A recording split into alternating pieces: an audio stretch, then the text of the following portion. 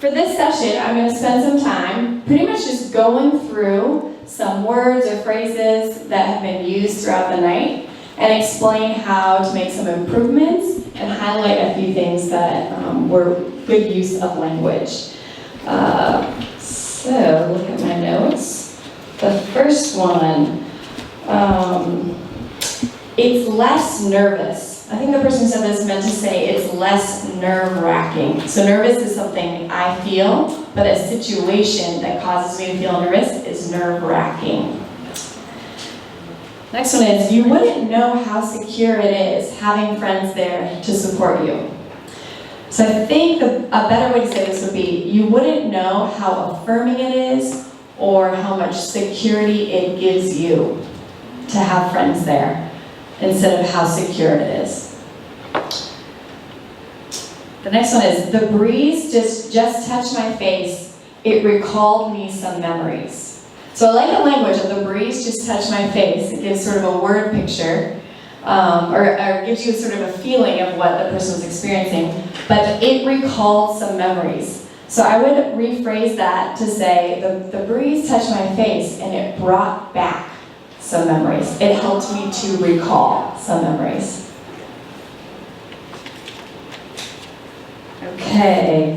When I growed up, so this is just a quick grammar thing. Growed is not a word. To make it grow past tense, we want to say, when I grew up.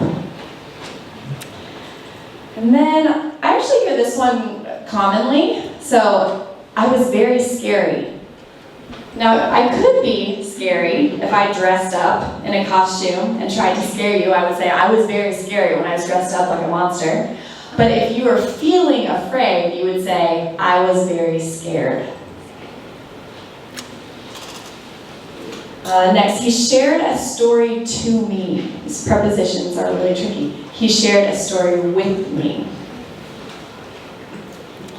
Okay, describe a person or thing you are grateful to. So, I think we would want to say, describe a person or thing you are grateful for. You can also be grateful to a person for something they have done, but I think in this context, it should be describe a person or thing you are grateful for. I took a break and sneaked over. I took a break and snuck over.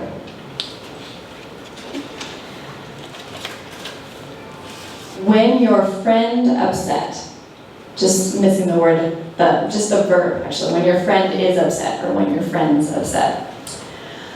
Okay, I will be angry with them. So this isn't necessarily wrong, but I just want to highlight. If you say, I'm angry with you, it's actually, I'm saying I'm angry at you when I say I'm angry with you.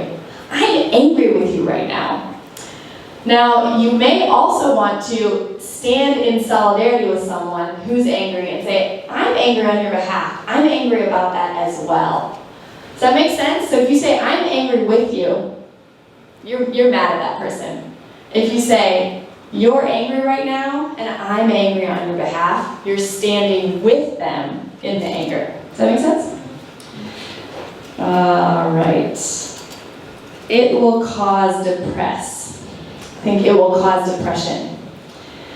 I am standing here for you. I'll always be here for you. Again, this isn't necessarily wrong. I think it's probably supposed to be, I am standing here with you. I will always be here for you. I think prepositions are tricky. And then, about tonight's meeting theme, she said, that's not necessarily wrong, but I think a better way to say it would be in response to tonight's question or in response to tonight's theme.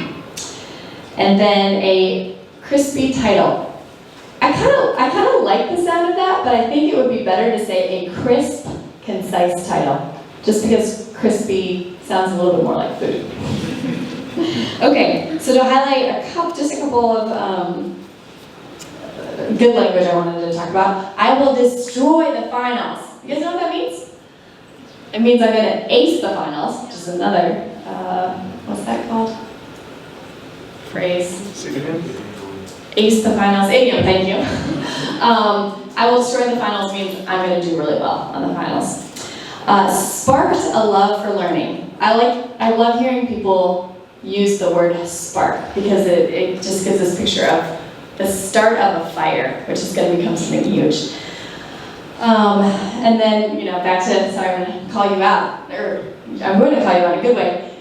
The little things make a big difference. I just think that the contrast of little and big makes a really interesting phrase that was used over and over again.